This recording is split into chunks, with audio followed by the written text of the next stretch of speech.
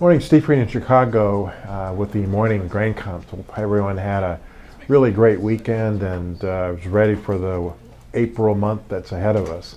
As far as the markets are concerned, overnight, fairly quiet trade. We've got beans down a little bit, corn up a little bit, and wheat up a little bit.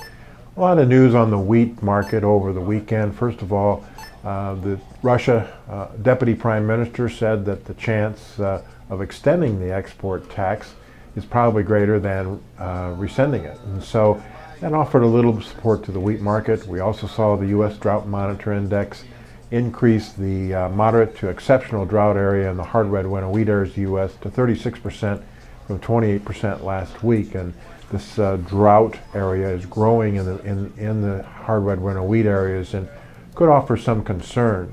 We'll be watching this week's crop ratings by the USDA and see if they continue to decline.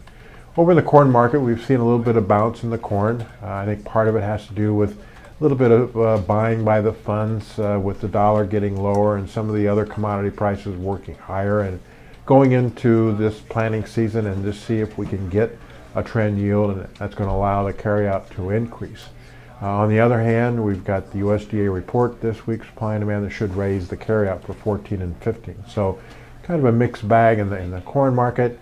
Again, nearby markets may be a little negative as we get plantings done and as we get into the farmers selling their big supply of last year versus down the road, we could actually see a bounce in corn prices if we don't have the trend yield in 2015.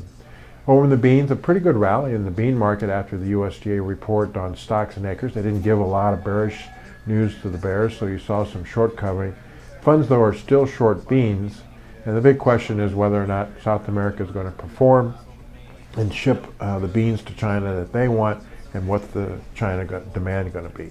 We also on April 9th could see the USDA lower the soybean carryout because of the residual and maybe a little bit higher demand numbers. So we'll see on April 9th how the market wants to react to the USDA raising the corn carryout and lowering the bean carryout. As far as weather is concerned, we've got rains across the southern part of the United States this weekend, more rains this week, but we're also seeing warmer temperatures. So maybe a week from now, we could start seeing U.S. corn planting progress, especially in the Midwest, to pick up.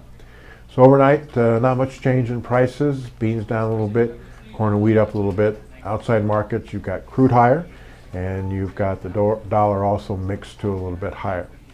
As always, these are my thoughts, not those of ADM or ADM Investor Services, and have a safe and profitable trading day.